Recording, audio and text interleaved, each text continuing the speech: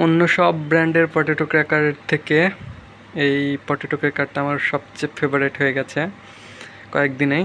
এটা আমি নতুন পেয়েছিলাম কয়েকদিন আগে বাজারে, তারপর থেকে আমি এটার প্রেমে পড়ে গেছি। এটা হচ্ছে আকিস ফুড অ্যান্ড বেভারেজের।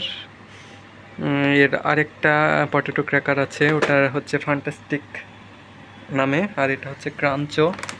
এটার দাম 10 টাকা, আর 10 টাকায় থাকে 15 গ্রাম। তো এটার টেস্ট মাশাআল্লাহ অনেক ভালো। যদি এরকম কোয়ালিটি সবসময় বজায় রাখতে পারে তাহলে কোম্পানিকে অনেক অনেক ধন্যবাদ জানাবো। আর এটার এটা হচ্ছে